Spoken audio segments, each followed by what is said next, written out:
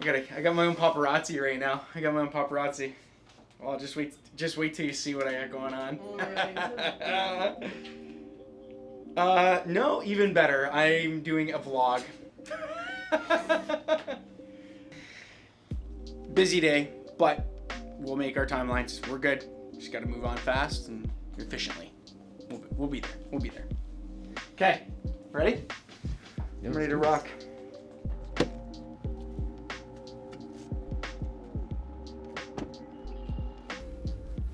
All right, so where are we going? We're going to a client's house right now. So we got a listing coming up next week.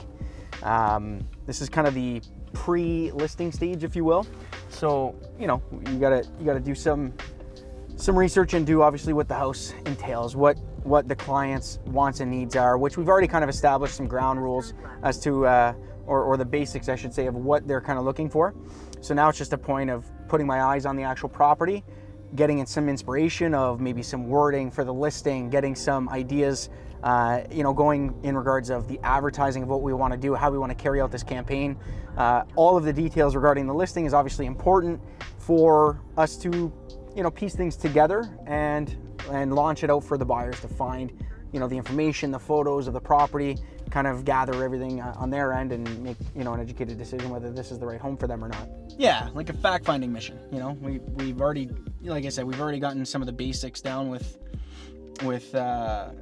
chatting with the client about the basics of the home, but sometimes you need to put your eyes on the property before listing it and get an idea of what it entails. So, property is on the east side of Windsor.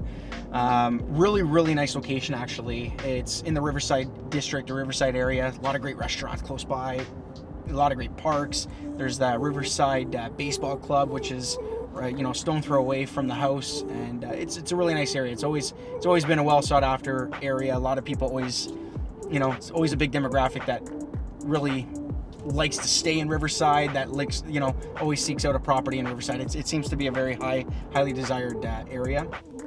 So school, St. Rose School, right close by. Got church and amazing restaurants within a walking distance away. Okay, so we just arrived at our destination. So again, what we're doing here, I'm gonna shoot inside, chat with our client, Ace, and talk about the property, get some details, put my eyes on the property, see what it looks like, and really get the ideas flowing.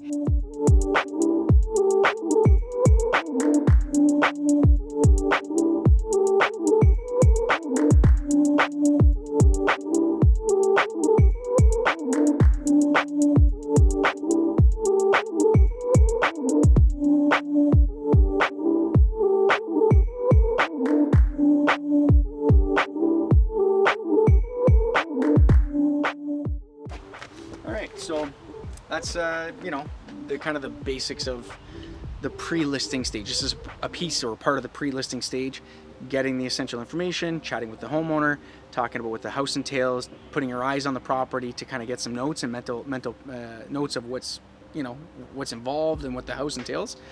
From here, we go back to the office, do a little bit of a report, figure things out in regards of the recent sales, do a comparative market analysis to determine what other properties similar to this have sold for, where they listed at, to kind of see what the trends were. I'm sure there was a few properties like this that didn't sell. Where did they go wrong? Where did they price at? And these are the pieces of the puzzle that we have to figure out. And then, how we should move forward in regards of pricing and marketing and all that. So let's go to the office and get to work.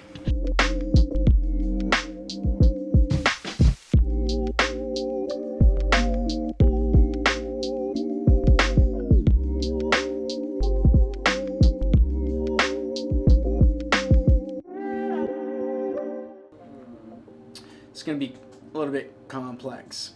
So what I'm doing is, we saw the house on St. Rose.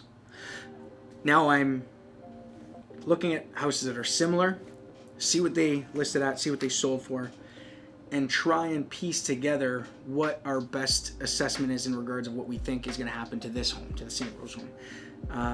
So we do adjustment calculations based on the differences amongst these properties and the subject property. So as an example, if one has a pool, this has a pool,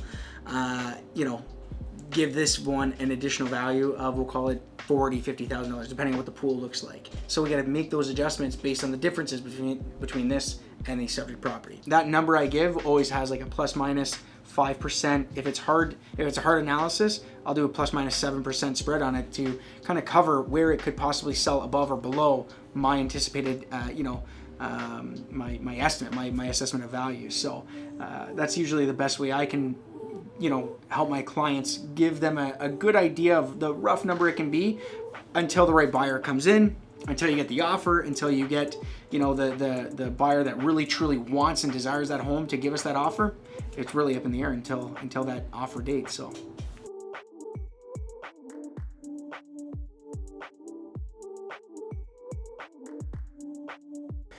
So in real estate, video is an absolutely important aspect of the sale process. A lot of people, if you think about it, everything's digital. The average buyer will look at 50, 60 photos before deciding to book a showing on the property, to see what the property entails, to see the characteristics and the general layout. So why we do video is exactly to fulfill that kind of objective or that requirement for the buyers.